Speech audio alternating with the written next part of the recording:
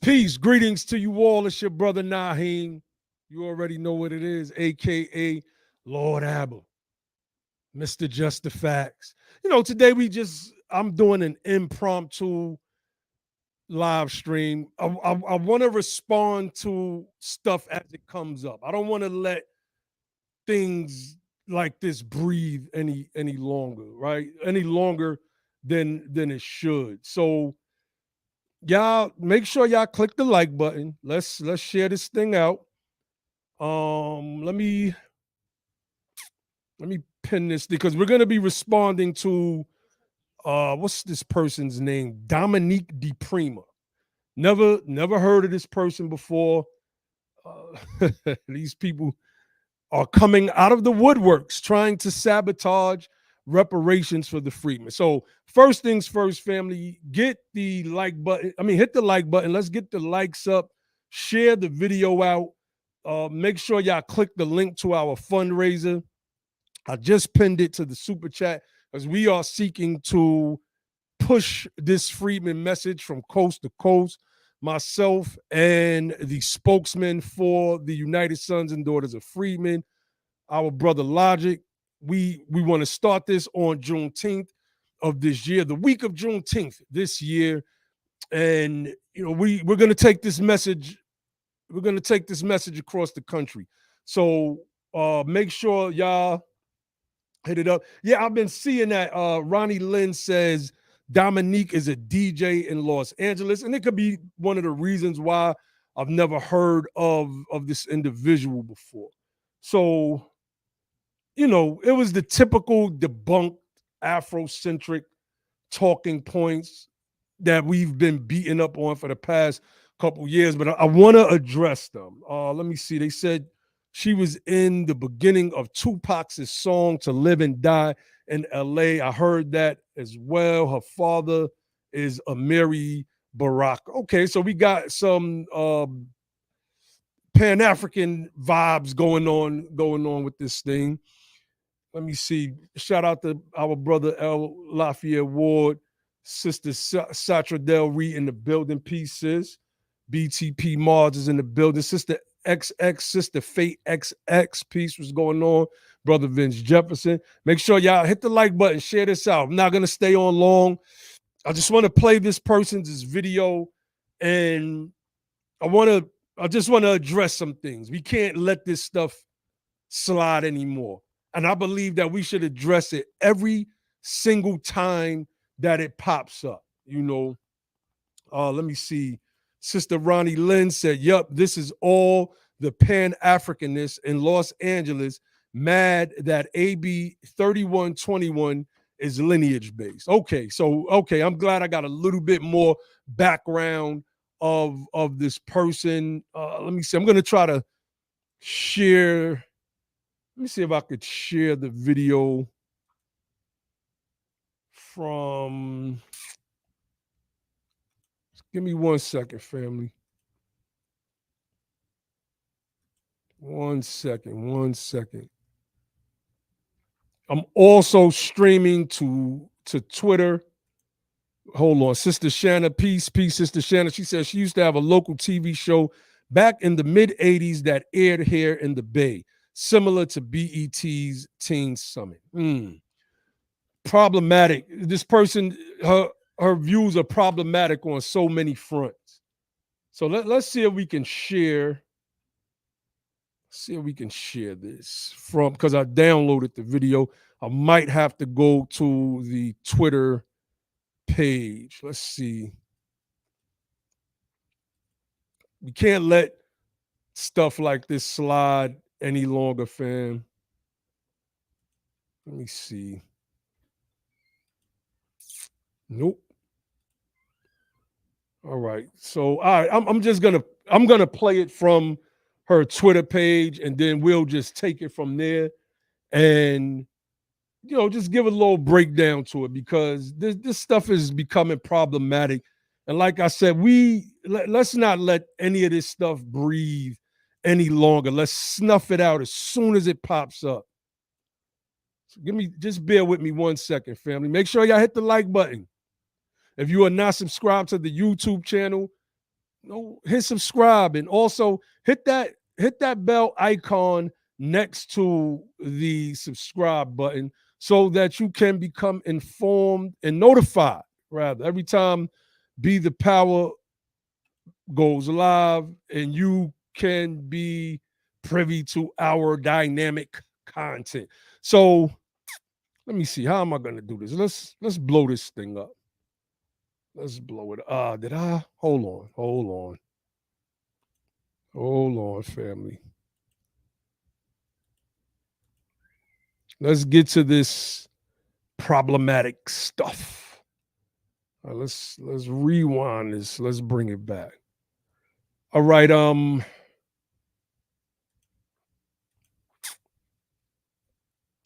right. So y'all, let's take a listen to this.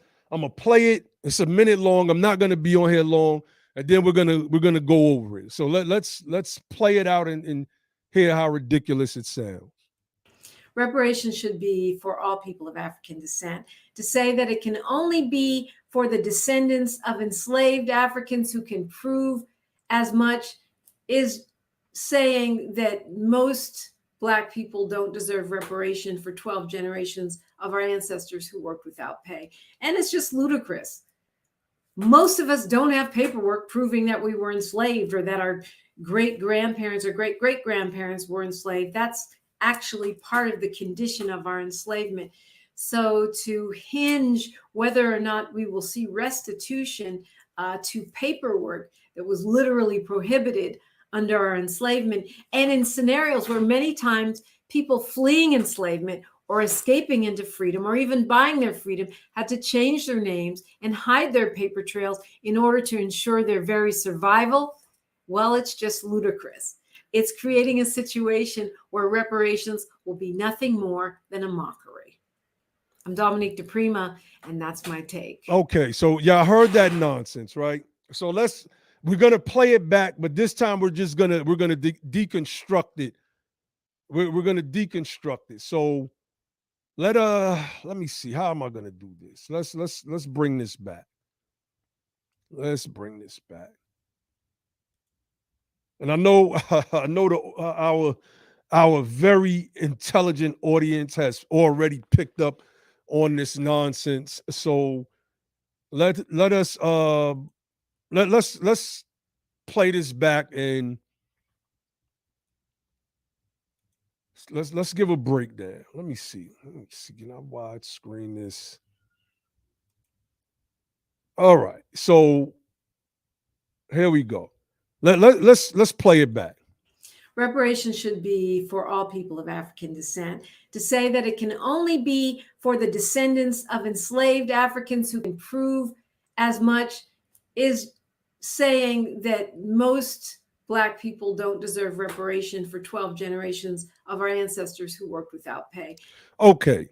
Let's start from the last thing she said, right? 12 generations of our ancestors who worked without pay. How does someone that comes over from Africa, from the Caribbean, or any other place who have no ties, zero ties to those generations of our people that worked without pay? And it wasn't 12 generations of people that worked without pay, right? She said a bunch of very misleading things here. Reparations is for anyone who has been harmed, right? We want to be clear. Anybody that has been harmed, particularly by a government, should be repaired. We don't disagree with that. That's a fact. But what she's doing is trying to tie our specific harms with people who didn't experience them and saying that they should receive reparations, right? So let me stop sharing here. When Japanese Americans got reparations, all Japanese people didn't receive reparations. Neither did all Orientals. Just Japanese Americans who were harmed by this government. Reparations for American freedmen is for the people who have been harmed by this government, not Africans who migrated to a country where racism was ongoing and who were made to surpass us by selection, right? So let's pull this up real quick. Let's pull this up. Y'all know we like to go to our little receipts and stuff.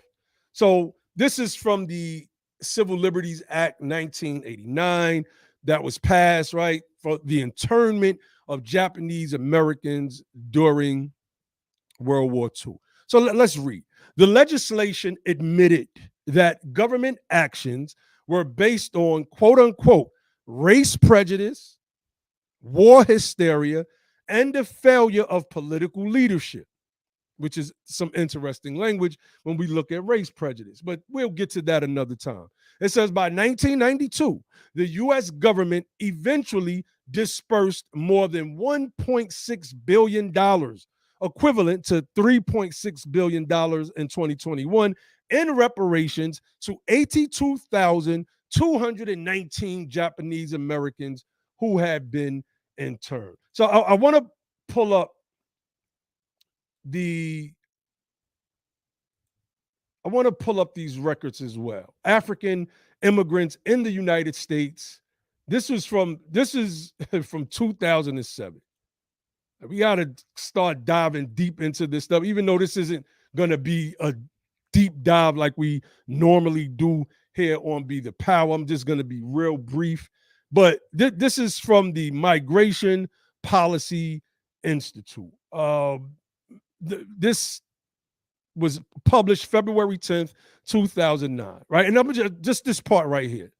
It says, the number of African immigrants in the United States grew 40-fold between 1960 and 2007, from 35,355 to 1.4 million. Most of this growth has taken place since 1990. So when this disingenuous Dominique DiPrima person is making this claim, either she's lying, like let's just call she's being willfully disingenuous, or she's wholly ignorant to the facts. And I do not believe that she's ignorant to these facts. I believe that she has been put up to say this nonsense. Got to remember, some of these people that are in media and in entertainment, their base is also immigrant. And it's like white folks in America on the right who are against reparations. Politicians know that repairing us is the right thing to do. They know that, but they know that their rabid racist base doesn't like it. The same thing with a lot of people, not all, that are of African or Caribbean or other quote unquote black uh, descent from countries and from descendant from different countries who are here in the United States of America. And they don't want to mess their bag up, their views or whatever it is with their fan base. So we have to take that into consideration. And I bring this up. The number of African immigrants in the United States grew 40-fold between 1960 and 2007. So these African immigrants, for instance, and many Caribbeans started to come over in between this time period, particularly the Africans.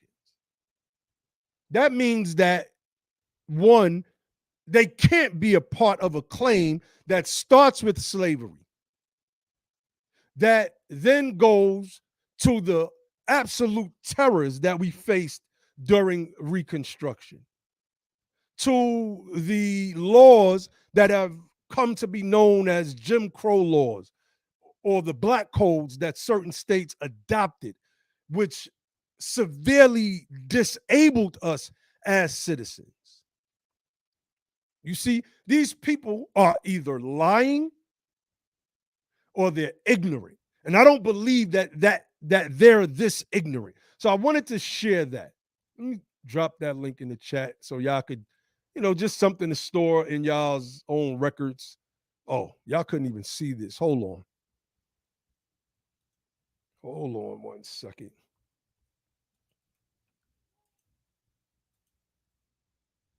Put that in the chat. So, like I said, I'm not going to be on here for too long, rather. So let's go back to, let us go back to some of what she said. I just want to address it, family, because, sometimes we see this stuff, we tweet in response, we share our tweets, and that's it. It kind of gets swept under the rug. I want to have a lasting record of us as American freedmen, those of us who are old repair in this country, of addressing this nonsense. Shout out to everybody that's in the chat. Y'all know when I'm on Dolo, I can't watch the chat at the same time. Thank you all for participating. Okay, so let's go back to this person, this Dominique DePrima. Let's hold on. Let's continue breaking down some of this nonsense.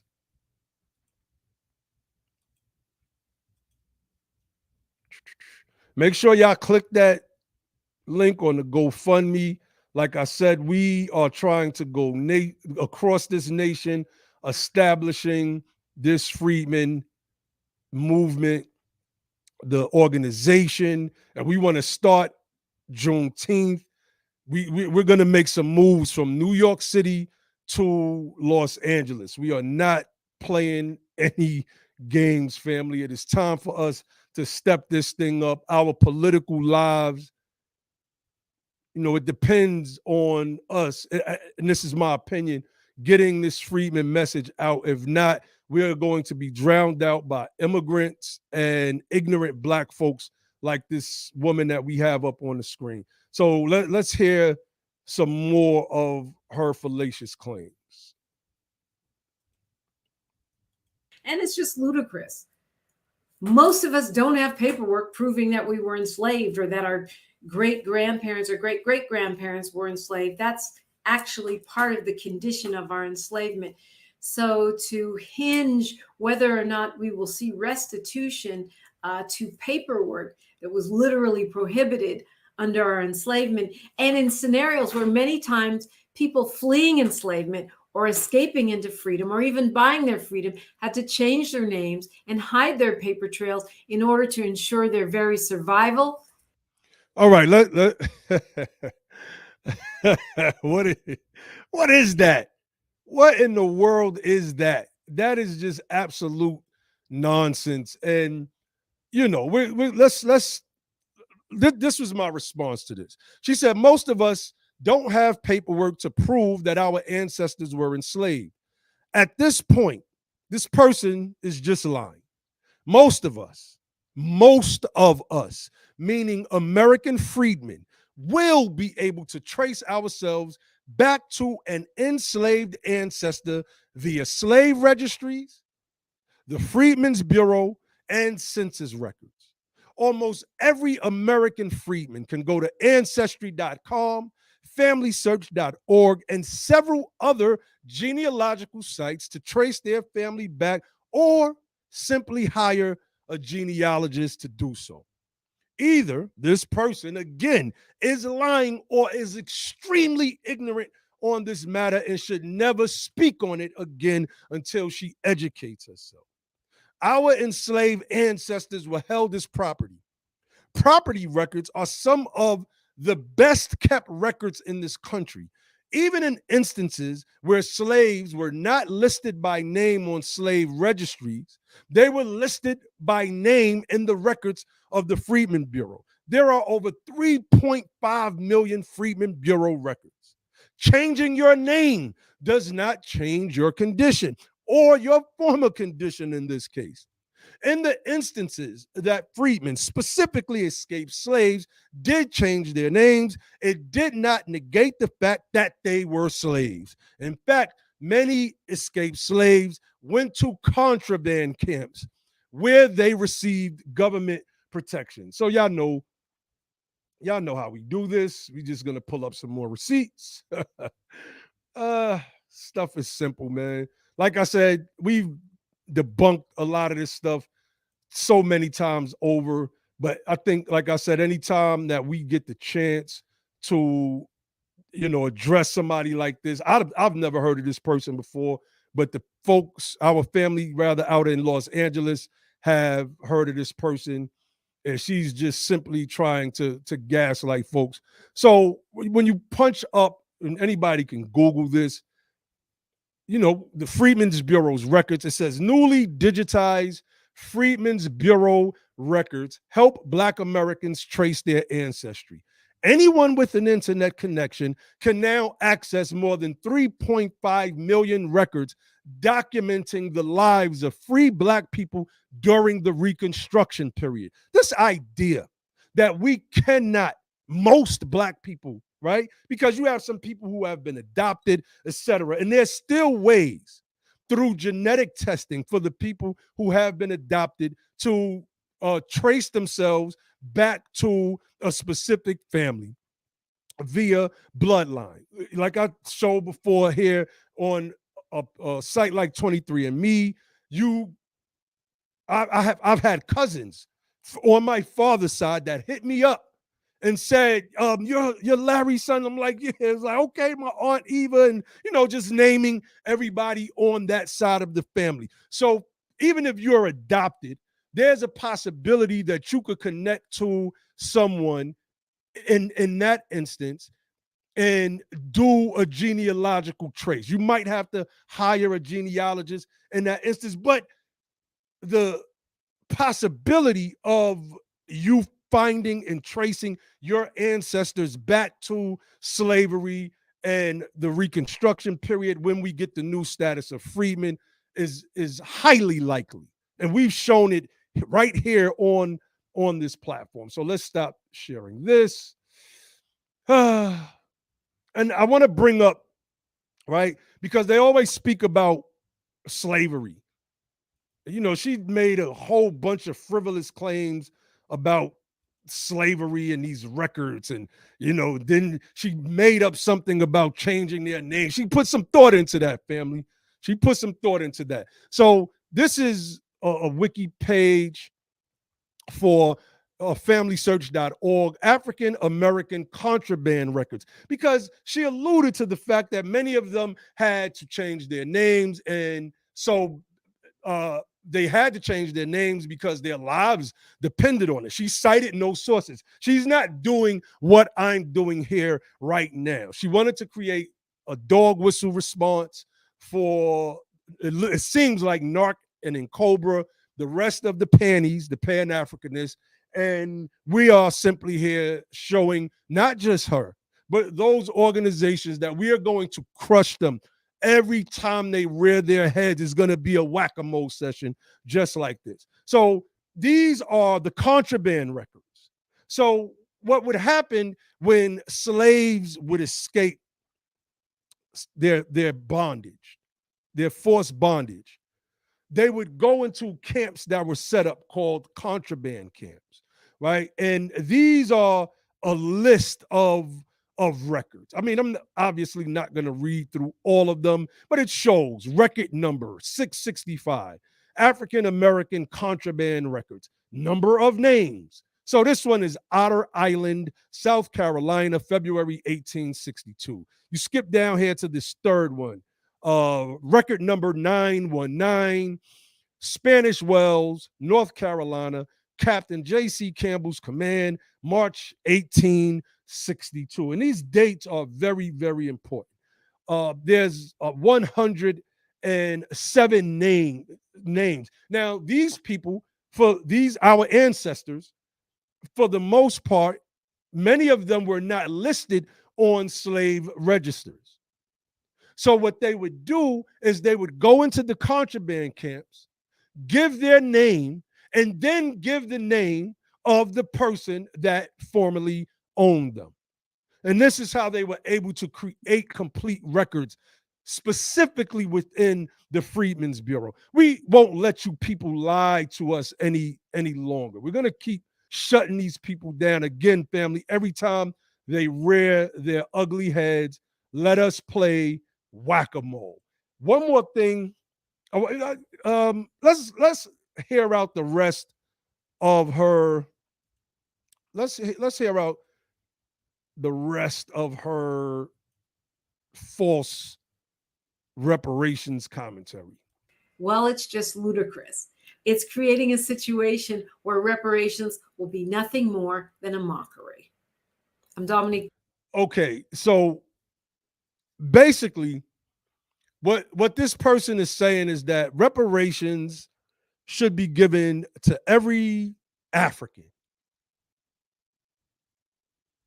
Americans, Nigerian Americans, Liberian Americans, etc., Black Brazilians, Black Argentinians. Doesn't matter if they got here a week ago or have been here for the past several decades. And what they're saying is, if those people can't get it, we're not going to let you American freedmen get it. We have to read between the lines. She said that doing lineage-based reparations, and when we say lineage-based, meaning we can trace our families back to slavery and the atrocities that they suffered after slavery, because that's what your lineage is. It's your specific family. We can trace them back, and we can show harm, and we can show how those harms extended beyond slavery to whereas we bore the stain of slavery. We bore the stain of slavery. Man, I always want to pull up this Muhammad Ali video, and I might do that before we get out of here. But she says anything other than doing reparations the right way, specifics, is making a mockery out of the reparations claim. So we clearly know that this person is lying. This person is trying to toe the line for a Pan-Africanist organization that is essentially losing its grip on this reparations, right? So I want to share one more thing before we get up out of here. Y'all know I share this all the time and gonna keep sharing every time these arguments come up. So this is the University of Massachusetts. library, they show every time reparations was given in the United States, right? So an historical timeline of reparations payments made from 1783 through 2022 by the United States government, cities, states, religious institutions, etc., etc., etc. Right? I want to go here. I want to go to 1963. Let's go. I hope y'all can see that. I want to read that real quick. I mean, excuse me, 1863. It says, over 4 days in July, mobs of white New Yorkers, and these were largely immigrants, white immigrants, terrorized black people by roaming the streets from City Hall to Gramercy Park to past 40th Street, setting fire to buildings and killing people. The overall death toll is estimated at between over 100 and over 1,000. Immediately after the riots, the white merchants of New York, and they have a link to the report of the Merchants Committee for the Relief of the Colored People Suffering from the Late Riots in the City of New York, an 1863 booklet. It continues, combined forces to raise money to care for the injured, repair the damaged property, and support the legal and employment needs of the community's black people. The shopkeepers raised over $40,000, equivalent to $825,000 today. That source was taken from The Real Story of the Draft Riots by Elizabeth Mitchell. Okay. Why did I read that? Why was that important? New York didn't pay in 1863 South Carolinians for the harms that they were enduring, or Georgians for the harms that they were enduring, or I don't know, Mississippi, Alabama, you name it. 1863? Geesh. I mean, from 1863 to 1963 to probably 2063, we're still going to be feeling the effects of white supremacy and their, murderous targeting of our people. We still lead this country in hate crimes against. But I wanted to read that to show that only those black New Yorkers received reparations by the city's merchants, etc., the people that are listed in this article right here. Let me share that. I got brother Josh on. I'm not staying on. You already know. I gotta let Josh know we not staying on this piece long. But and now I want to roll through. I just want to roll through. I'm gonna go past the black reparations because most of these were like ex-slaves were given 6 months to purchase land, the Homestead Act, but then it says that the program failed. So this wasn't reparations at all. 1878, it speaks about Henrietta Wood, but we want to get past that, right? In 1924, the United States government, Congress, authorized the establishment of the Pueblo Lands Board to adjudicate land title disputes, along with a payment of $1.3 million to the Pueblo. So they're specific, right? I'm willing to bet that other Pueblos weren't out saying the money shouldn't just go to Pueblo Indians. It should go to Shoshones and you can name them. I'm just looking at some of the names on this list. But on this portion from 1900 to 1949, all of these are for Indians. From 1950 to 1969, all of these are for Indians, I think with the exception of this 1969, the Black Manifesto. Let me see. This was launched in Detroit as one of the first calls for reparations in the modern era.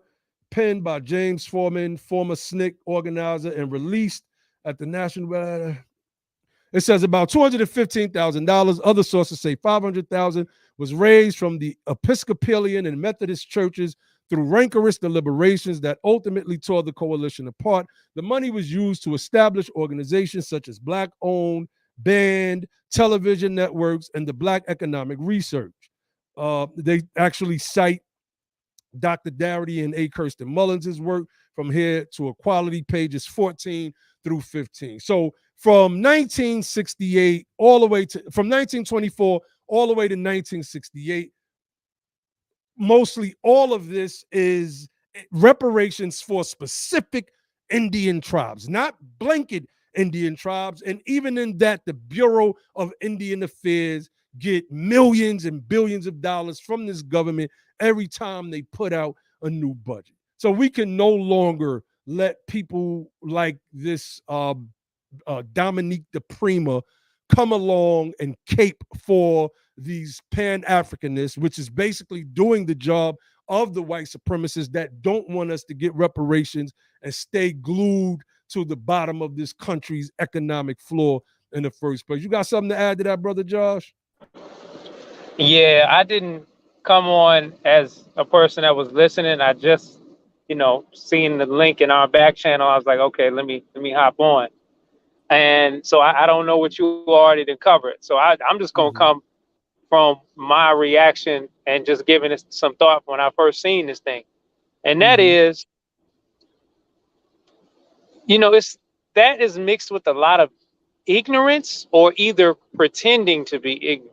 That's right. Because how can you act like the government can do something just for something based on race when you know that there's laws, particularly the 14th Amendment and Civil Rights Act, that prevent that from happening? Number one. Number two, and this is the main problem that I have. You want to play a game like we can't figure out. We don't know who our family is, the vast majority of us, and we can't figure it out. But the problem is this. It's a disingenuousness because that the main contention is the fact that it's other people that just came here last month, last week, last year, etc. That are trying to hop on in the claim. And that is the problem. Like, that is what we're trying to. So I'm looking at it like, all right, well, you can, if you're really that concerned, how about we need to see it, when did your family come to America? How did they get over here? And don't give me this, well, we came on different boats. No, I don't want to hear none of that. I'm talking about, like, the reason why we're at the bottom of every socioeconomic metric is because of our history here. Somebody that doesn't have a history here, you don't belong in that claim. So wait, hold on, it's not hard to prove.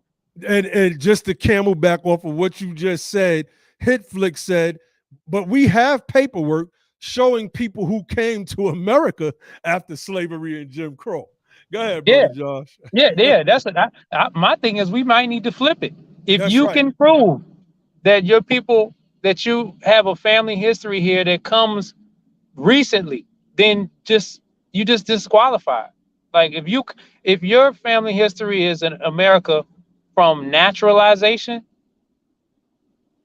through, largely through after the civil rights, because we know, like, America wasn't even letting in Black folks to stay over here and granting citizenship and all that like that to nobody from no Black countries until the Freedmen knocked the wall down, basically. So if you can show that that's how your family got here, then obviously you don't belong in the claim. Like, we can flip that thing around. Right. That's right. That's right. And so they're saying that she has a white mother and Mary Baraka is her father. So you have Pan-Africanism on one side and possible white supremacy on the other side, which could be informing her opinions. And let me say this too. I don't it's a lot of, especially the younger people are confused on the term Pan-Africanism. Maybe they should do some research. But I think that adding to the confusion is certain groups that claim that they're advocating for reparations, that they're trying to push reparations policy, that have their own ideological twist on Pan-Africanism, and that's adding to the confusion. But I want to say this, like, when we talk about Pan-Africanism, it's almost like you're supposed to fight where you are with, and cater the fight to what you need to do to win where you're at. You can't cater the fight to win where you're at by making it contingent on everybody from all around the world That's right. being able to access it. That's not how that works. That's not how that works. That wasn't like that. The one brother that had an excellent breakdown of it was the Jamaican brother from off the Cali task force. I can't remember his name at the present moment. Y'all help me in the chat. But he had an excellent breakdown. He's like, look, Pan-Africanism pretty much is what I just said. It's like you're supposed to have a specifically tailored fight where you are to get the justice that you need and the remedy you need. It's not meant to say everybody from around the world gotta, because how would that work? Like if okay, let's say they fighting, in Nigeria, they trying to get, they fight for justice from colonialism in the Congo or something like that. Or so now us, the freedmen in America, are supposed to come over there and we supposed to be part of that claim to come from France and all that. That don't make no sense. But they do that over here. So nah. If like, it needs to be a fight. This is our fight. You're welcome to help. It would be contributing money, but you don't get to interject your ideology into this, because if you do, that's why we have problems. That's right. And we don't need freedmen out of ignorance and ideological, I don't want to say brainwashing, but a lot of people just been went years growing up with the wrong perspective and getting attached to the wrong. What we're bringing now with this Freedmen philosophy and this whole fight for reparations, rooting it in our people's Freedmen history and legacy. That's a piece that has been missing, and that is the piece that people need to take a hold of and just leave that other stuff behind. All this wild, fantasy stuff, and Africa, man, look, like, Africa is a part of our story, but the most relevant part of our story is the freedmen part of our story in America. And that's the one that, if you're going to make a reparations claim, it has to be rooted in that. If you're trying to do some global black and we all black and the same and stuff, that stuff is going to get swatted out here and get the Matumbo finger wag. That's a fact. That is a fact. All right, we wanted, you already know we wanted to get on here and address this person. Like, who I've never heard of her before. The family, they have heard of her, and out in Los Angeles, many people are saying that she is an extremely problematic person as it is. And, a lot of the Pan-African, Afrocentric stuff is really crazy, man. And we can't let this stuff slide any longer. It's no more. We cannot let this slide anymore. Whenever it pops up, it has to be addressed. Period. And we're gonna address it. I was trying to read let me see. So some debates going on in the chat. I don't know who's addressing who specifically. I can't tell at this point, but it's going to be that way. I don't know. I'll extend it if somebody in the chat feels that what this person, this Dominique DiPrima person said was right and exact. They feel that she's right by by what she said. If you want to come on and defend it, I'll extend it an extra 10, 15 minutes. You good with that, Josh? Yeah, I would. You definitely got my interest peaked if you think that you can explain that away. Hey man, you're welcome to come on for me. I'm good with that. So But hold on, let me go sharpen this sword real quick. Hold up. so anybody that's listening in, if you know, if you feel that what she said was right, because somebody in the chat was saying that, if you want the link, just put the link in the chat. I'll jump on and show and prove. Show and prove. Show and prove. So, you know, we may extend it. We may extend it for a few. We're gonna speak on some things involving elections and candidates soon. We'll speak on those things soon. We're gonna just leave certain stuff alone at the moment, right? Because we don't want to cause no firestorms about anything. We're gonna leave well enough alone for right now. So I'm guessing nobody wants to come on, brother Josh.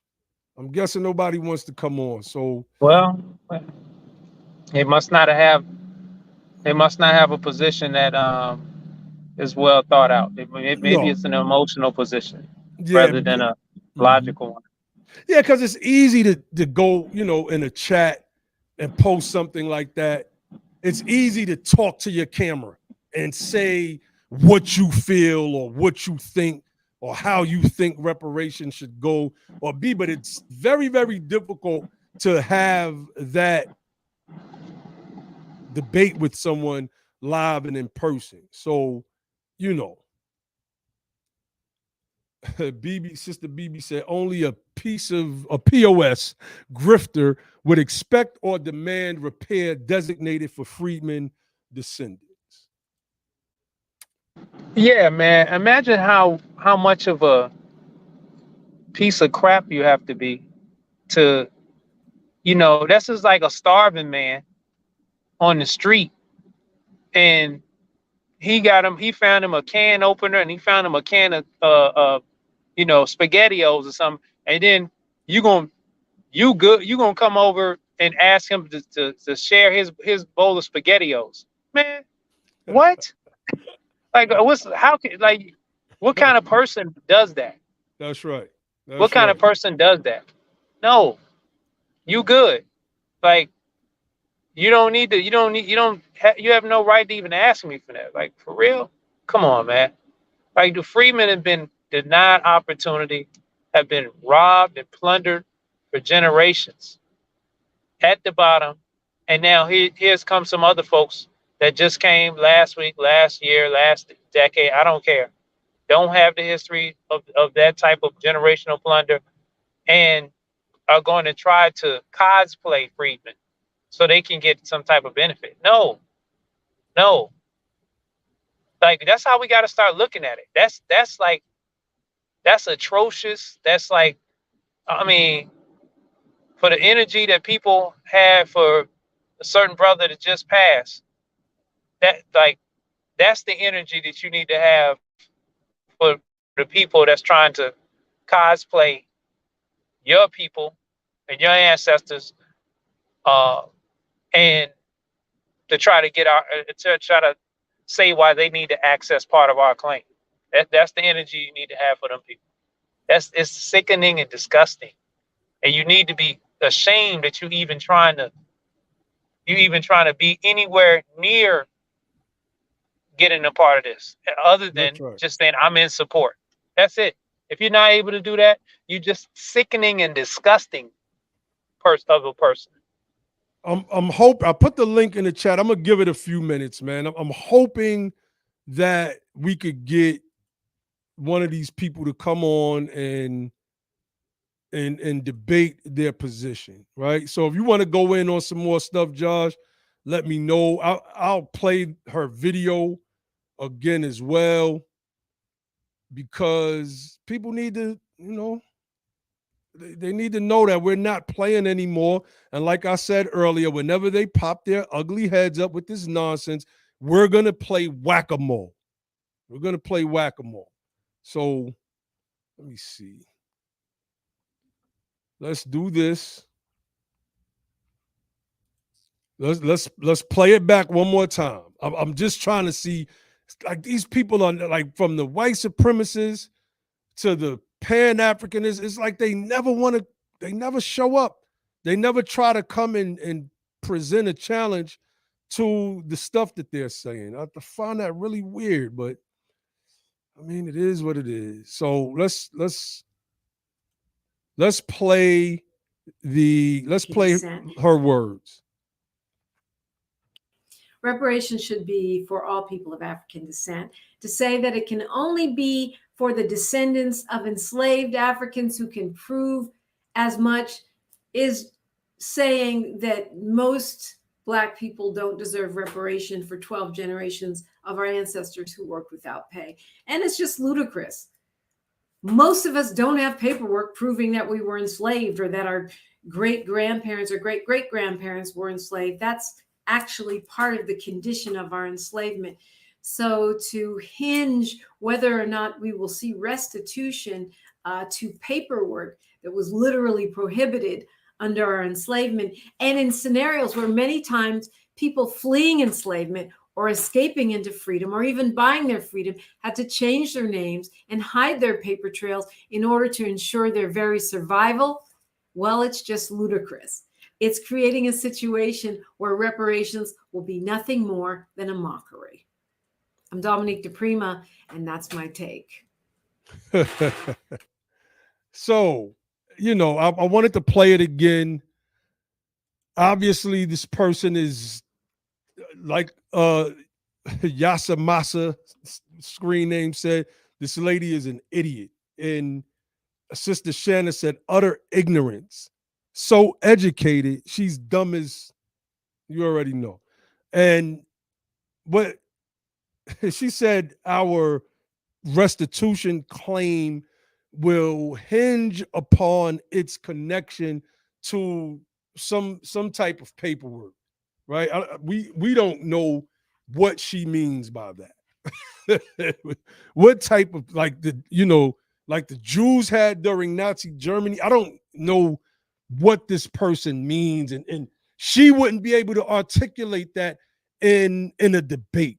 Right? You could say something, but if pressed live and direct, would you be able to stand on it? To the people that were in the chat, I don't even see them commenting anymore, that agree with her, I'm putting the link in the chat again. Jump on and try to defend this position. Brother Charles, Nyhiem. go ahead, bro. Go ahead, bro. Let me ask you, I think you just mentioned it, but is she a freedman? You said her daddy was Black. I don't know if was he a freedman. I believe he was a freedman. I believe. Let me see. Because I know a lot of times when you see them names, those are freedmen that chose some type of African name. Because those are not, Yeah. He that was born part of the Everett, culture at the time. Mm-hmm. Yeah, he was born Everett Leroy Jones. Yeah, see? Yeah. Yeah. So what it is, man, is like people they feel like other people need to be included because there's some type of cultural affinity and some type of cultural camaraderie. But y'all got to understand, this thing is not, our claim is not based on, and the damage is not just based on some cultural damage.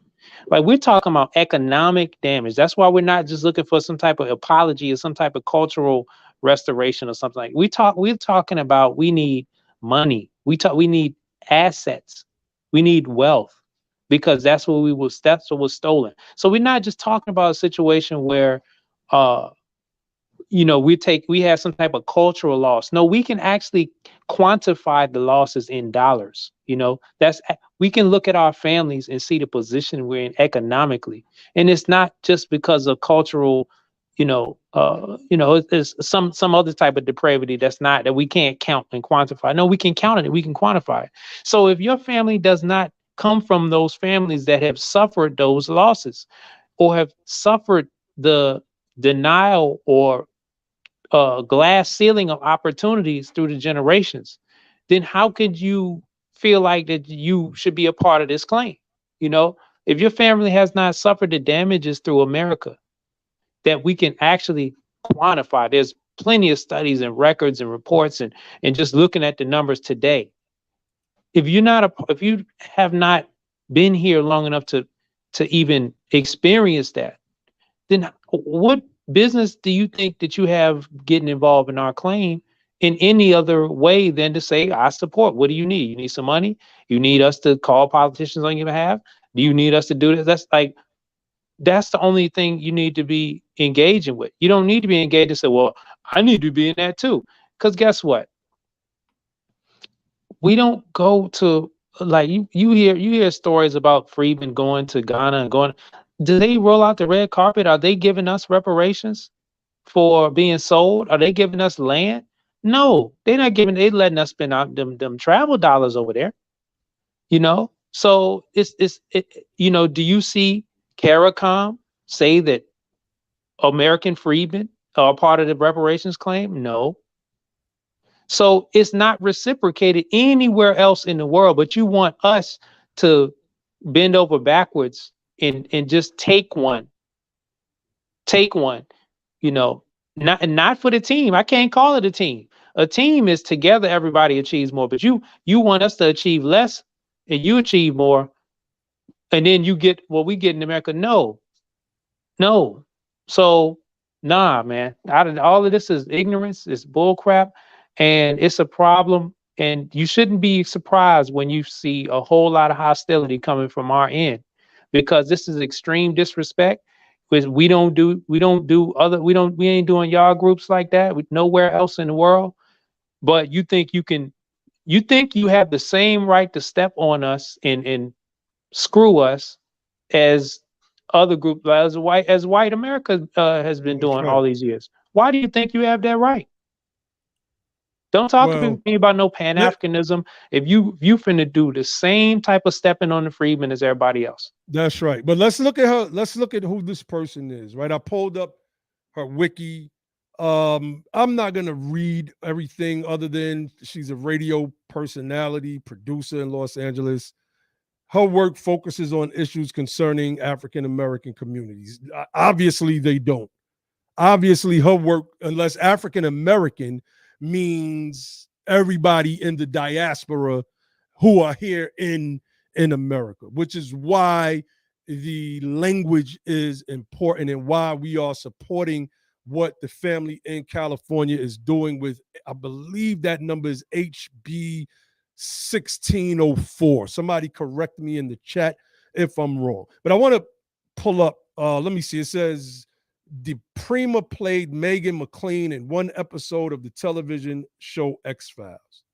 Dominique DiPrima is the daughter of Amiri Baraka, right? We pulled Amiri Baraka up, and Diane DiPrima. I don't know if y'all could see that person. We could clearly see that she's a white woman. That name DiPrima sounds Italian or some form of Latin. It says she was an American poet known for her association with the beat movement. She was also an artist, prose writer, and teacher. Her magnum opus is widely considered to be Loba, a collection of poems first published in 1978, then extended in 1998. It says she grew up in New York and California. She is married to Guillermo Cespedes, the deputy mayor of Los Angeles. So Guillermo Cespedes, I mean, I don't have to guess. This person seems like they are of some type of Spanish descent. Yep, he looks black, right? Let's Let's close this out right here. Let's pull up Guillermo Cespedes, if I'm even saying that right. Cespedes or Cespedes? Cespedes, I don't know. But these are the images of this guy, Guillermo Cespedes or Cespedes. This is whom the DePrima woman is married to. I mean, so we see, right? So what happens if you have a half white person that's living in a multicultural region where the freedmen population particularly is, what is it, about 5% overall in California? In Los Angeles, I believe that number may be 2%. Again, somebody correct me in the chat. I mean, that's what you're going to get, right? That's the type of rhetoric, anti-freedmen rhetoric that you're going to get from okay, somebody said her husband is Cuban. So he's a Cuban guy. I mean, come on, man. This reparations thing isn't hard to figure out. It's very easy. Yes, that guy is definitely not a freedman at all. So, I mean, Brother Josh, do you have anything that you want to share before we get up out of here, bro? Nah, man. I just, it's a lot of people that come from a lot of backgrounds, and a lot of people have been, we were talking about this the other day. You were saying like how they just, like, when we were talking about, I think it was like, what's her name? The Haitian American girl that was a woman that was made White House press secretary, and how she's not a freedman, but they're trying to, like, the first black press secretary. But I'm like, see, there's that problematic term again. And I think you were saying that they think that that's gonna trick us to, showing some type of progress.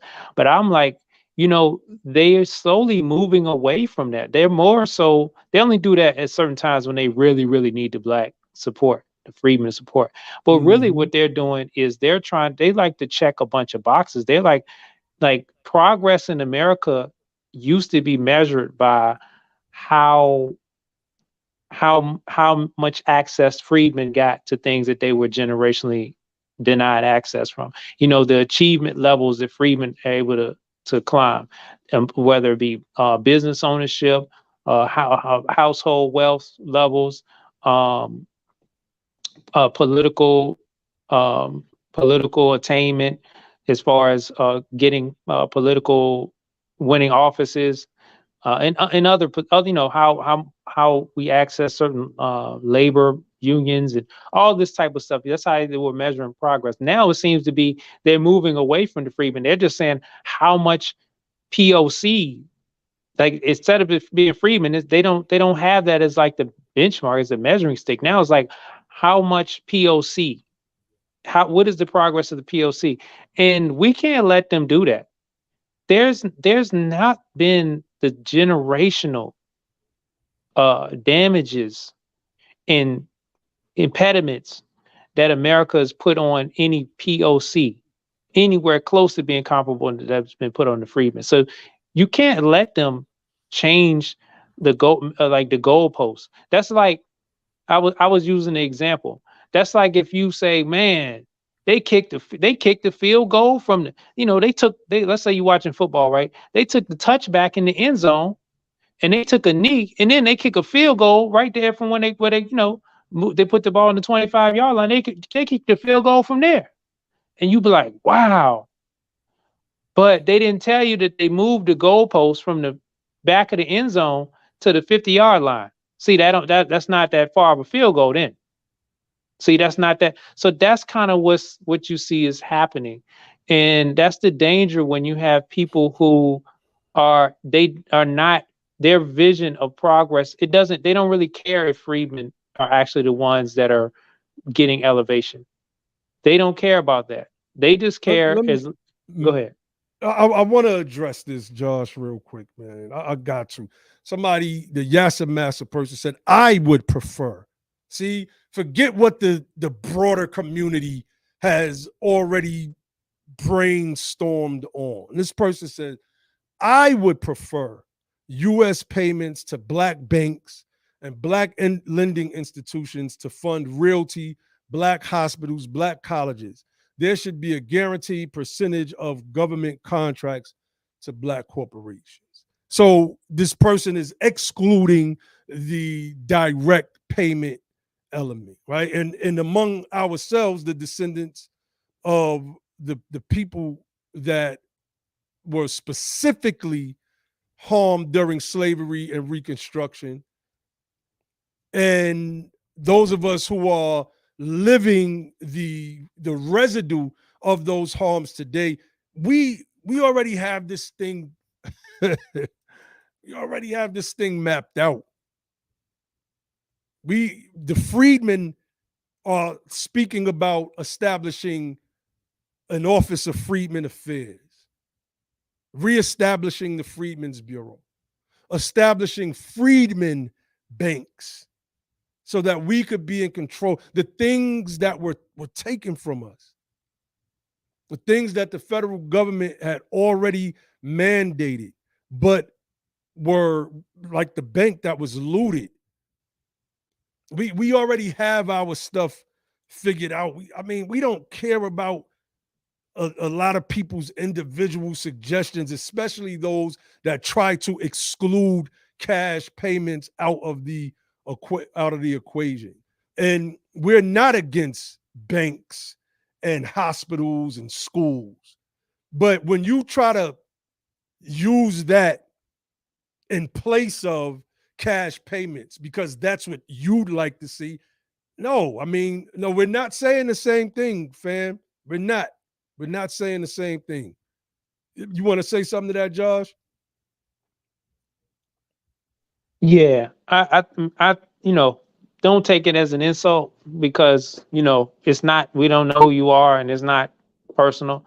We're just using all of this as the education. And maybe what you're saying, if you're saying that in addition to what is already laid out, as far as us getting a certain amount of money, cash payments, and wealth building assets added to our households.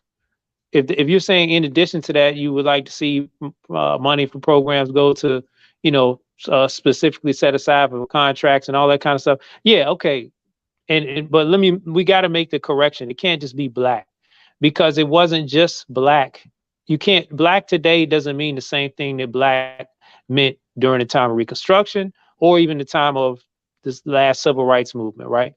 So we can't use the term Black, because what that's setting up is access for people who already here, or who will come here, or who just got here, who already in a better economic position because they're coming from a situation of privilege, and because that's the selective nature of how America chooses who comes here, largely being at a better position to compete to get those contracts, when it needs to be set aside for freedmen, the people who are generationally deprived of those type of opportunities. We got to say it over and over. So maybe if you haven't been watching us that long, or maybe you haven't been privy to it, but you might want to switch your language to freedmen, because that's the language that we need to have as far as being specific for what we are asking for, so that it's not confusing. And for two reasons. First off, we want to make sure it's not confusing to who should get it, right? Second off, you cannot, you can't do something based on race and think that it's going to get any type of legislative support or have any type of legal standing or holding when challenged. You can't think that you can do something, you can give something only to Black people, because there's laws put in place to stop that type of lawmaking. So yeah, I would agree. We need to have percentage of freedmen contracts. We need to, because that's not a whole, what you're saying without that specific, it's not a whole lot different than what is going on now. Right now, there's minority contracts. There's a certain amount of, minority contracts that have to be, there's a certain amount of set asides for minority contracts, but we all know that most of the time those minorities are not freedmen. Most of the time those minorities end up being white women, Asian American Pacific Islanders, Indians, Africans, Caribbeans. They end up being Latinos, probably mostly. That may be the biggest one outside of white women. Now LGBT men, white men. So we can't. And so when you use the term black, yeah, it may cut some of them other groups out and limit it, but it's don't limit it to the group that is supposed to be. All this stuff was intended to be for. That's right. So, and then we have some problematic, I was just looking at the tweet that she made, and one of the groups that clicked on the tweet, let me share this page, right? Like you got to know the face of the enemy, family. That's why it is important that we come up, and I'm going to close out after this. That's why it's important that we highlight this stuff as it happens. So this is the Black Alliance for Just Immigration. Black Alliance for Just Immigration. So this is basically an immigrant group. This is a group of Black immigrants. I've highlighted them on this platform before. And I think it was when we were speaking about Atlanta not being a majority Freedmen city anymore. I believe that was the episode, right? You see the design, this African design. Like, these people are against us, family. Why would the Black Alliance for Just Immigration click like on a tweet that says that the United States of America should give the reparations that are owed to the American freedmen to a bunch of people just because they're Black and they're in this country? It didn't work that way with the Japanese Americans that got reparations. The Japanese Americans who were harmed by being in internment camps were the ones, and their families were the ones that received the reparations. This isn't a difficult concept to figure out. This is the enemy. These are the enemy to our progress. These are the people who are against us. Make no mistake about it. None at all. No, none at all. What? Welcome, U.S. What? Yeah, I just wanted to show. I don't really want to go spend too much time on that.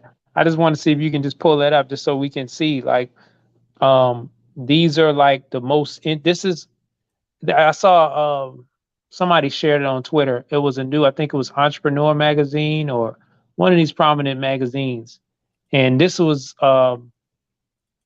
this was an organization that had one of the top most influential policymakers as the head of the organization, and they were featured as like the 100 top most influential policymakers. They were on the front cover, so they probably would be like the top 10. And just look at, like, if you click the X, if you just go to like who we are, just click that, and just you can just see. I'm gonna read it. Welcome to the largest coalition in refugee resettlement history. Welcome.us is a new national initiative built to inspire, mobilize, and empower Americans from all corners of the country to welcome and support those seeking refuge here. We began with our new Afghan neighbors and have expanded to those fleeing Ukraine, while also building a durable capacity and ability to welcome other newcomers. We operate on the evidence that direct participation with newcomers transforms both the welcomer and those being welcomed. Our ultimate ambition is for every American community and the nation as a whole to have resources and willingness to welcome newcomers now and in the future. We got to go in on on another stream, Josh. Just scroll down, bro. I don't want. I know it's kind of heavy, but I just want to show y'all who we up against. No way. Yeah, honorary co-chairs. Look at this. Look at who the honorary co-chairs are. Former President Barack Obama, Michelle Obama, George W. Bush, his wife Laura Bush, Bill Clinton, Hillary, these evil folks here, Jimmy Carter. Like, what? Yeah, so like these people got big time name and clout people behind them. Meanwhile, you don't see like there's no Freedmen justice, organizations that are getting big time push to help us get up off the bottom and after the generations and generations of damages of America. Even we're not talking about long ago historic stuff. We talking about still going on right now. We talking about in our lifetime. We talking about the government put crack in our communities and completely destroy. We talking about policy that replaced our labor. We talking about all kind of wild stuff that has been going on in our lifetime. Now we ain't even got to go all the way back to the Freedmen, right?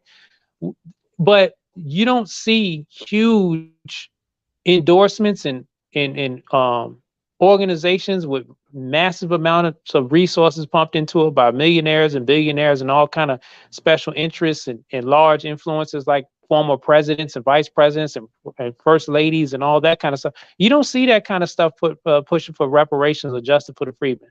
That's right. So that's just showing y'all what we having to fight against. And so when you see Joe Biden come and say, well, other groups of the future, or when asked about reparations, well, we need to only if this group get it first, and well, this group is we need to. If you don't think that they're the future, then and then turn around and say, if you don't vote for me, you're not black. So this is kind of the fight that we're up against. It should be a lot more pressure put on, and we need our group, our institutions, our organizations to be pushed forward, as strong as we can. So that's one reason, like when you see, I don't know, Brother Nyhiem, if you already talked about it, but, we have to get this Freedmen message out get more of our people to understand the need for, to get the education and to advocate for certain policies like Office of Freedmen Affairs. We got to have that. That's right. While we don't have it, other groups are getting their office. They're getting the office of refugees and the office of Ukraine and the office of New Americans and all this kind of stuff. We still ain't getting nothing. When you see Brother Nyhiem for Just Immigration, that's right. Come on, man. Let me give a shout out to this brother Kevin L. Thomas Esquire for the contribution. He said, stumbled across you guys through Tariq Nasheed. I want to show support. Refreshing to hear from ridiculously intelligent Black American men. Keep up the great work. Peace. Honors, brothers. A shout out to brother Tariq Nasheed, man. We definitely want to give that brother a shout out, man. Shout out to all of the freedmen who are out there. And like I said, in time, we're going to have some conversations on this channel via Twitter Spaces, etc. We're going to have some tough conversations about some things. We have a fundraiser. If you look at the comment that's pinned, we're trying to raise money so that we could push this Freedmen message from coast to coast. We want to start Juneteenth weekend. We have to look at what we're up against. Let me play this clip. These are the honorary co-chairs of this, but let me play this clip first of Barack Obama, and then I want to play a clip of Tamika Mallory. Let's play Obama first. Obama supports everything that helps other groups, except for Freedmen. This is from a conversation that he had with Bruce Springsteen during their podcast. Counterproductive. And it's perfectly understandable why working class white folks, middle class white folks who are having trouble paying the bills or dealing with student loans or, don't have health care, where they feel like government has let them down, wouldn't be thrilled with the idea of a massive program that is designed to deal with the past, but isn't speaking to their future. You're saying we live in a country where We can do that for bankers on Wall Street, but we can't do it for a part of the population that's been struggling for so long. Well, I promise you, white folks don't like that either.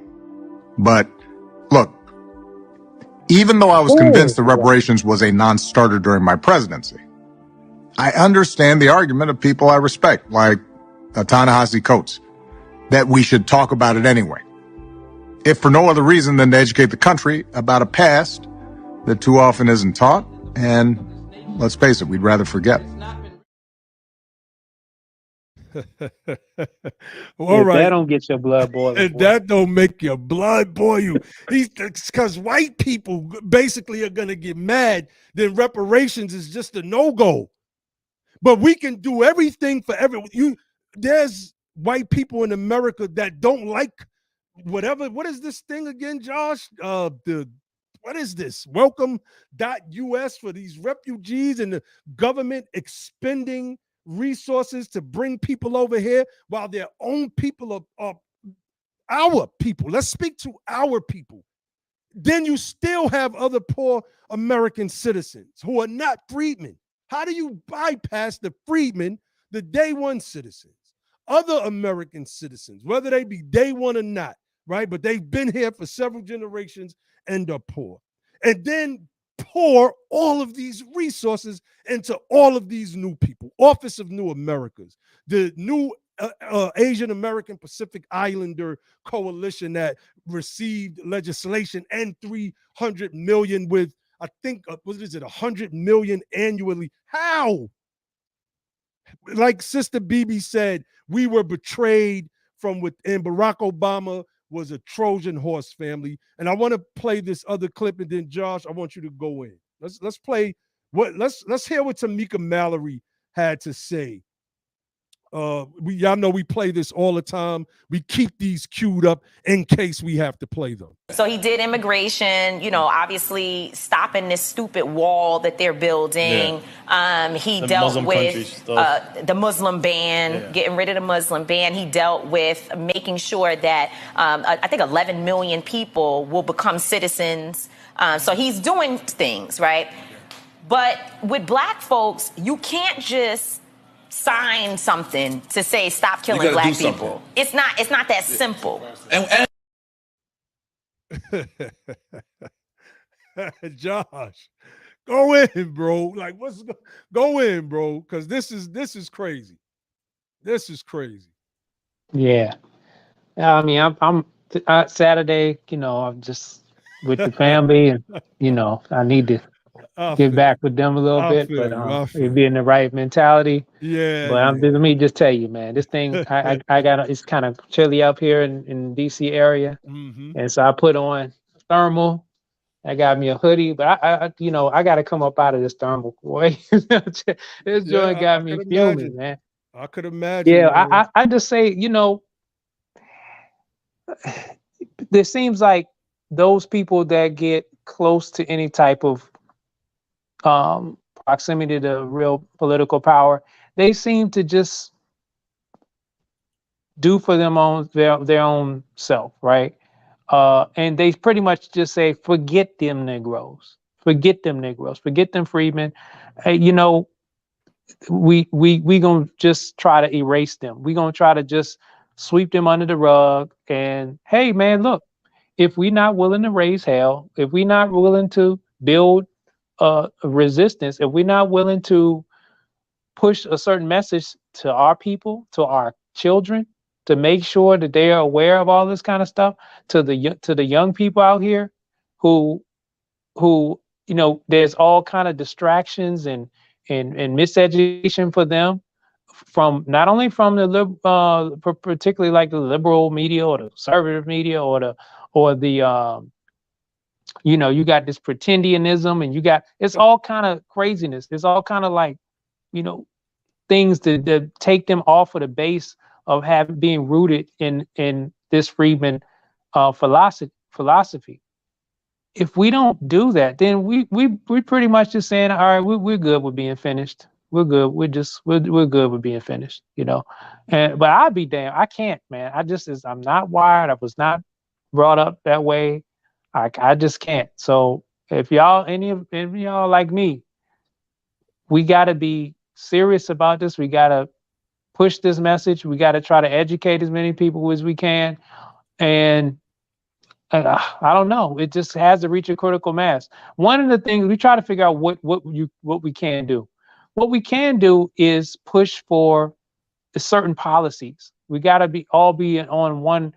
What are some of the policies, Brother Nyhiem? Or what would you say is our political agenda that we need to be fighting for?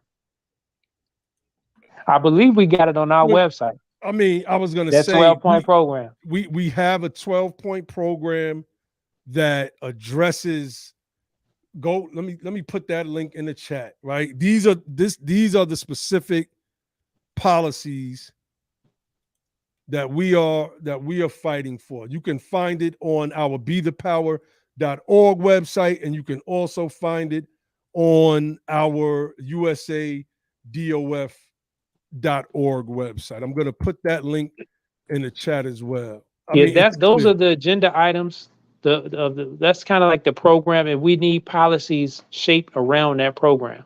You know, like I got to give a shout out to the folks in California that are doing just that. If you look at what we have been fighting for in our agenda, you look at what they're pushing to get passed in California, especially with regards to disaggregation and Office of Freedmen Affairs and things like that. You know, that's they're being the power with that. All right, we got a question, Josh. We got a question. Abdullahi Warsam ain't gone. Warsame ain't gone. I could be saying that name. It could be Warsami. But he says, serious question. Do you think reparations is more realistic to happen under a Republican presidency than a Democrat? What's your response to that? Well, the president is not going to be the one who really enacts reparations. The president would just be the one who either signs the bill or vetoes the bill once it gets through Congress, right? So what we really need to focus on is, will a non-freedman Congress, a Congress that does not have any freedmen in the Senate, because there was no majority popularly elected senators that are being by that freedmen elected in the Senate, will that Congress, will that House, and will that Senate pass our reparations that we, to our standards, and I would say no. I don't see that happening. I mean, I don't know how to. I mean, does that sound grim and unrealistic? But see, we got to do the work that's necessary to make a Congress that will be amenable to reparations. And I don't see us being able to do that without having like some freedmen, congressional members that we have popularly elected. And the only way to do that is we need a strategic relocation to the southern states. Yeah, y'all probably, here we go again with that. Yep. We always gonna go back to it. It's because that's the only way. Like, if we don't look, I gotta say it again. If Latinos are gonna control a certain amount of states, from mostly in the southwestern United States, if you're gonna have some Asians controlling, like let's say Hawaii and maybe Washington, or I don't know, some other states, and white folks can control all the rest of the states, and the freedmen are gonna be controlling 0 states. We're having 0 senators and 0 popularly elected, 0 governors and 0, and then we're not only that, we're going to go from being the #1 populated quote unquote minority group to then being like 3rd or 4th. So like the elder Claude Adams used to say, if you ain't get nothing when you was #2 or when you was the #1 minority, what do you think you going to get when you're #4? So the only way is to answer your question, it's going to be worry about the Congress first, get in the Congress first, and then we'll worry about the president. And I would say that we're going to have to take a look at how we strategically align as far as with party, because we can see the agenda of Democrats is pretty much like, Republicans, they're going into the CRT stuff, and how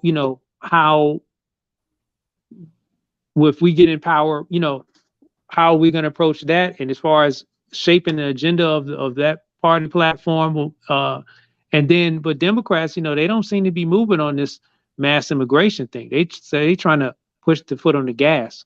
So, I don't know. I don't know as far as with a Republican president. Look, I'll say this though. Would I have more confidence in, let's say, if it was Trump or Biden? Which one? I think that's kind of what you would maybe trying to hint at. Which one would be more likely to sign it? That's a tough call. What you think, Brother Nyhiem? Man, listen, you laid it out because it really doesn't matter at the end of the day. What matters is what we do politically. We don't have any advocates. So that means that we have to advocate for ourselves. That's why I have the fourth agenda point pulled up on our agenda. We demand a reconstructive Freedmen agenda, which consists of a fully funded program to facilitate a state repatriation program for the freedmen.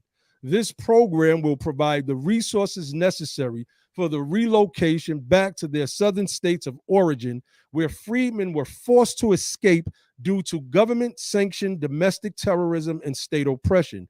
These states are Louisiana, Mississippi, Alabama, Georgia, South Carolina, North Carolina, Virginia, Maryland, and Delaware. And out of those states, we hone in on five: Louisiana, Mississippi, Alabama, Georgia, and South Carolina, because we have the largest numbers there. Essentially, it's going to boil down to reparations is going to come by our hands. And in order for it to come by way of our hands, by way of our doing, we are going to have a plurality a singular majority in some of these states listed, particularly Louisiana, Mississippi, Alabama, Georgia, and South Carolina. So, I just want to put it out there. We do, and shout out to the reparationist candidates out there that are running, right?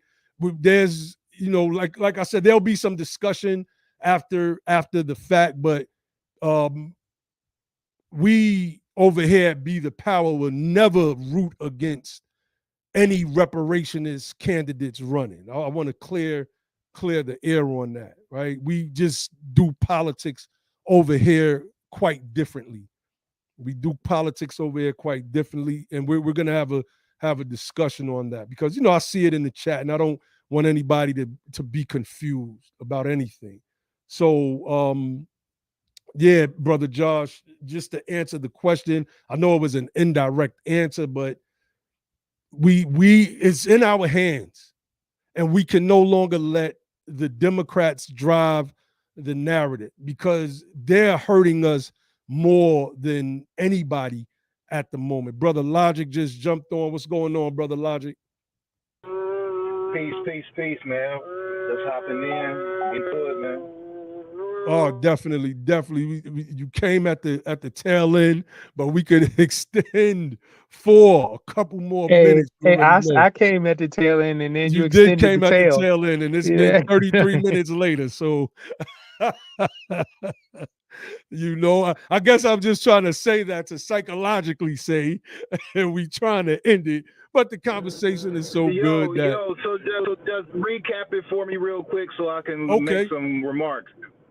All right, so this is what I'm going to do. This is what we're going to do. Being that the bros done jumped on, and my plan of keeping this to a 30-minute stream, I think I said that in the beginning, is a wrap, which I don't mind, because, we're having a good discussion, and people are listening in and they're chiming in the chat. And let me see. I want to pull it up, Brother Logic. It's a 1-minute clip. So just give me 1 second. I want your commentary on this clip, because this person is, like I said, when these people pop up, we have to play whack-a-mole. As soon as, I've never heard of this person before. The family out in Los Angeles have been putting us on to this individual. So let's hear what she had to say about reparations. Reparations should be for all people of African descent. To say that it can only be for the descendants of enslaved Africans who can prove as much is saying that most Black people don't deserve reparation for 12 generations of our ancestors who worked without pay. And it's just ludicrous. Most of us don't have paperwork proving that we were enslaved or that our great-grandparents or great-great-grandparents were enslaved. That's actually part of the condition of our enslavement.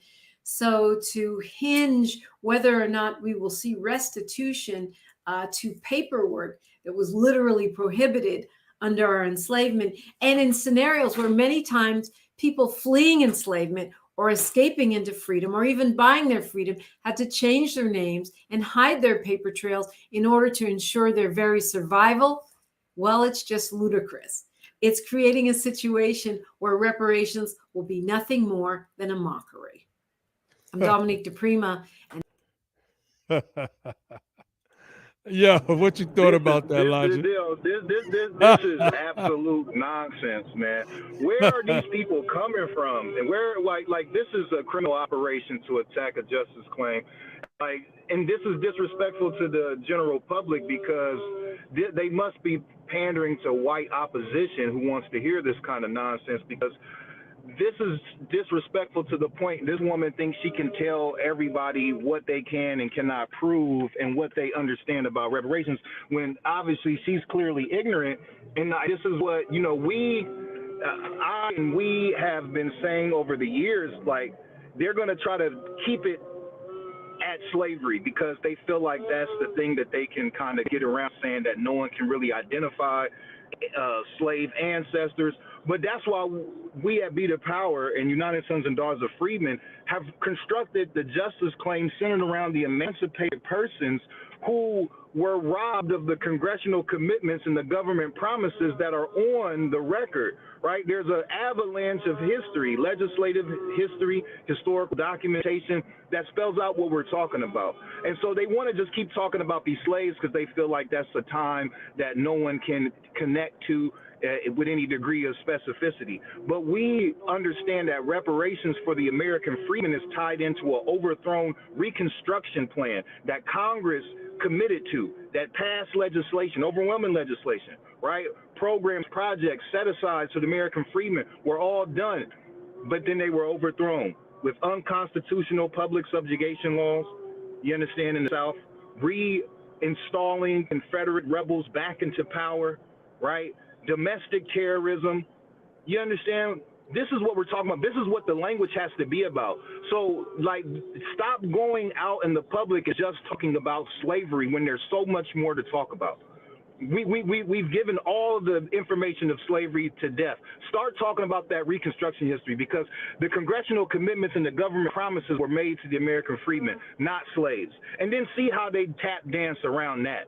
See, anytime that I've been on any public setting with Democrats or Republicans or whoever, and we start talking about that Reconstruction history and those congressional commitments and government promises to the American freedmen, now there ain't no tap dancing that can be done. Now it's just gumming them out. It's, well, yes. That's right. You can't get around that American freedmen understanding. And so that's why you have to get into the Reconstruction being overthrown. That's why we presented you the bloody shirt and talked about it. That's why we talked about the Freedmen's Savings and Trust Company being robbed and pillaged and looted. We talked about the different freedmen villages and towns being burnt down to the ground. We talked about the pieces of legislation that were reneged. We've presented all these cases. And so when they start talking about this fantasy land of a disconnected slave relationship, you get right in that Reconstruction history and put that right on their ass. Like, we're not here to, okay, you said that, let's talk about this. How can you ignore this? All African Americans weren't promised what was promised in Field Order 15, right? All African Americans didn't put their individual payments into the Freedmen Savings and Trust Company. You understand? All African Americans weren't in America when they were being driven out of the South through domestic terrorism. Yeah, you went out, bro. I don't know if you could hear me. Can you hear him, Josh? Or is that me?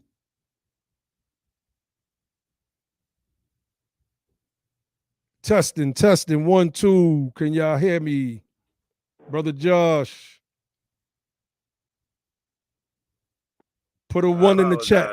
Okay. I thought that was. Can you hear me? Yeah, I hear you. All right, yeah. So I just wanted to come in and say that, every time I get to going, something happens. They don't be wanting me to get preaching, man. They cut me right on off every time, man.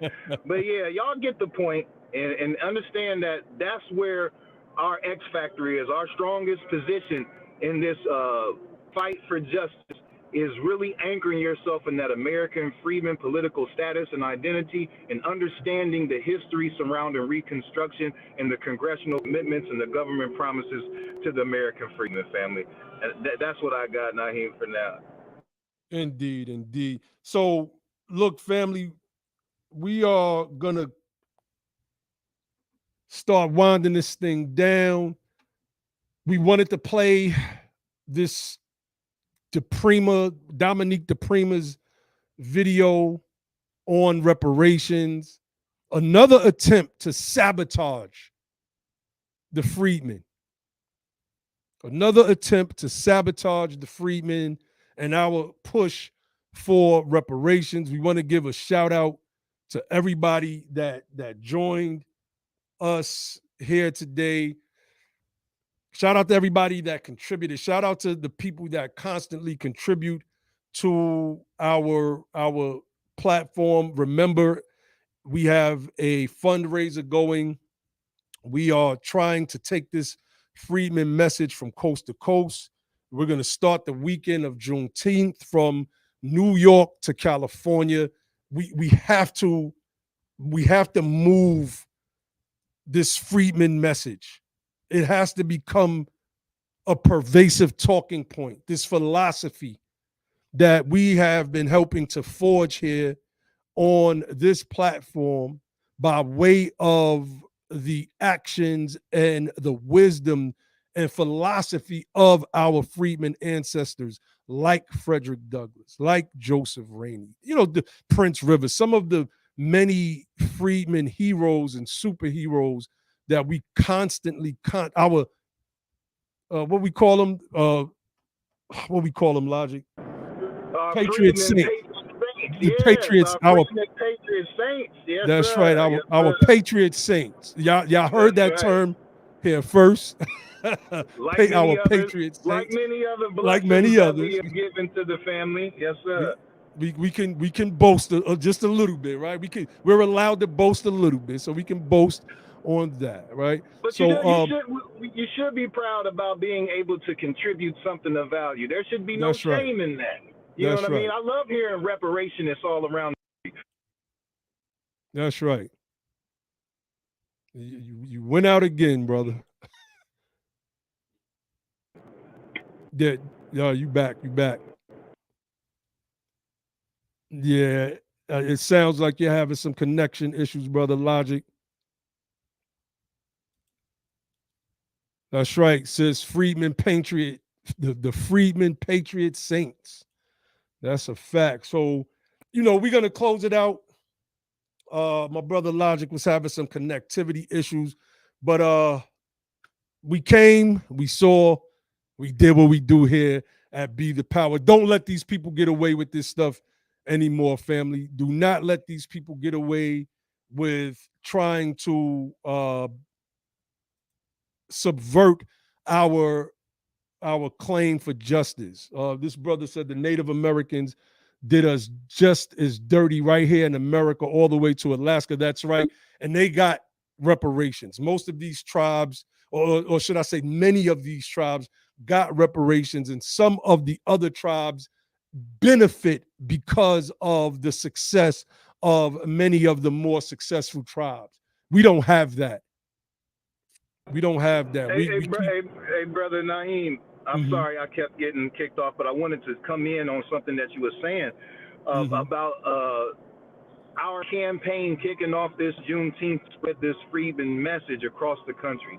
We're good. If you want the national spokesperson and the president to come to a city or a town near you, let us know. We're gonna be getting that language correct this year.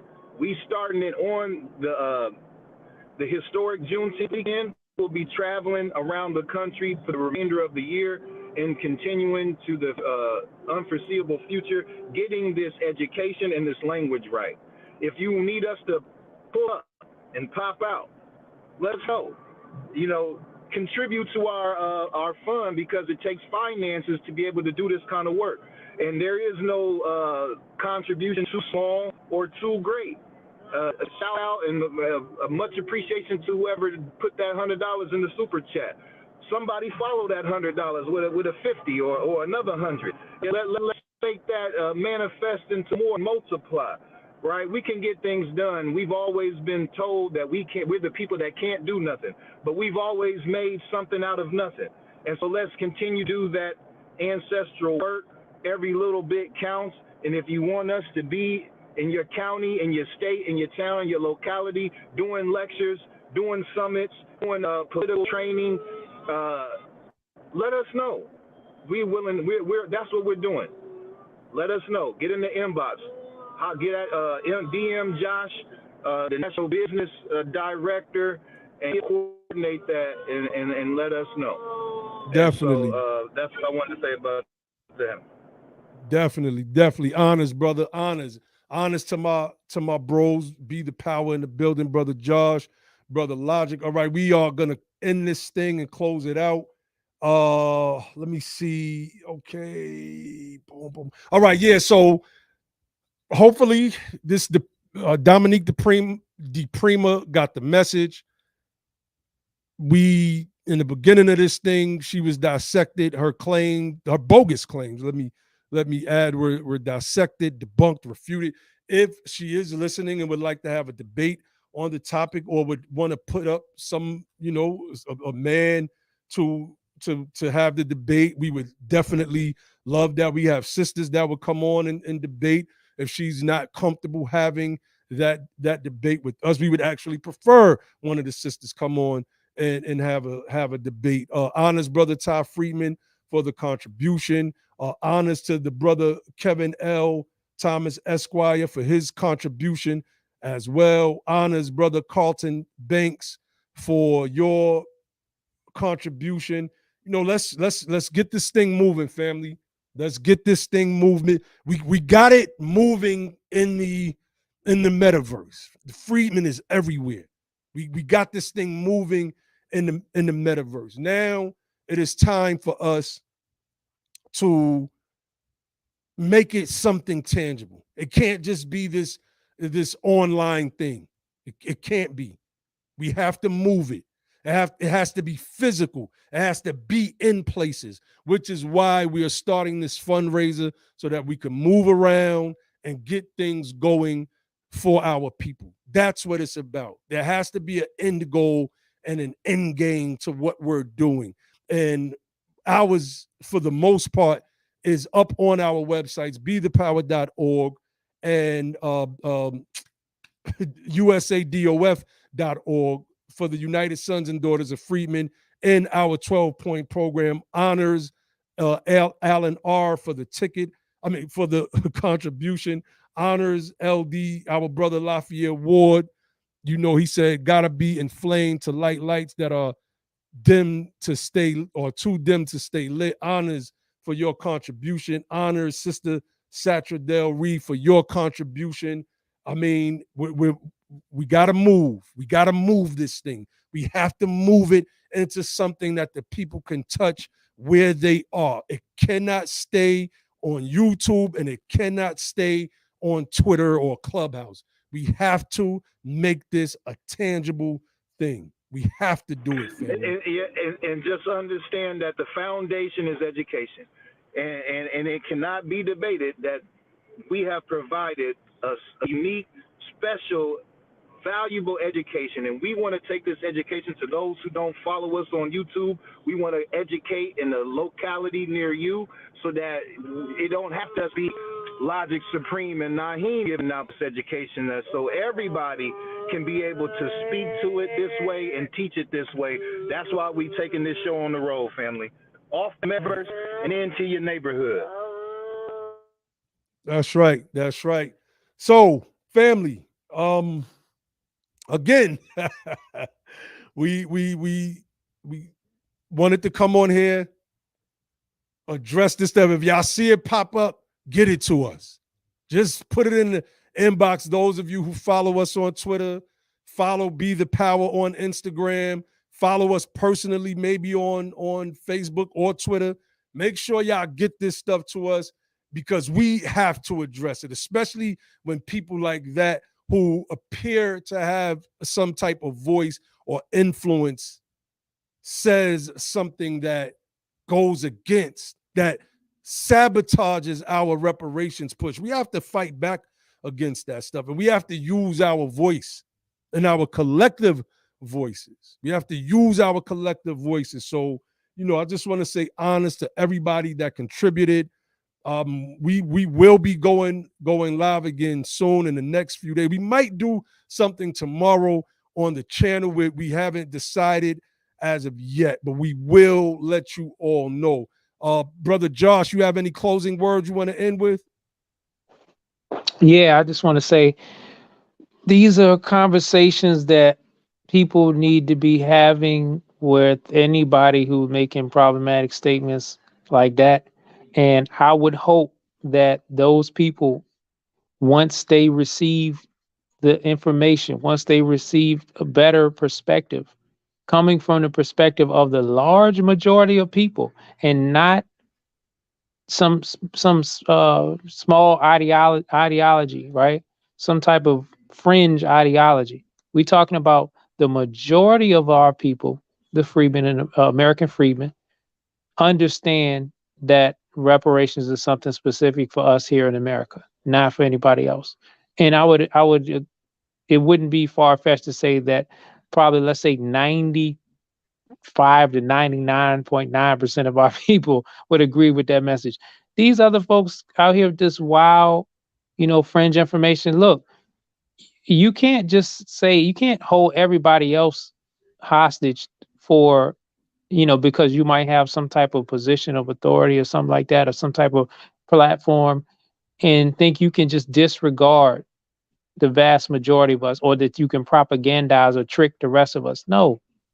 And I would hope that when you hear this information, that you come back and you try to have a dialogue to get this thing right.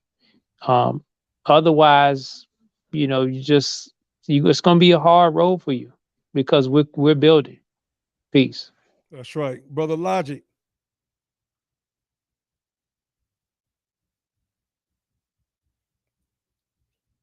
Yeah, Brother Logic. You got anything you want to share before we get off here? Man, just, keep when you see stuff like that, just remember this is the game.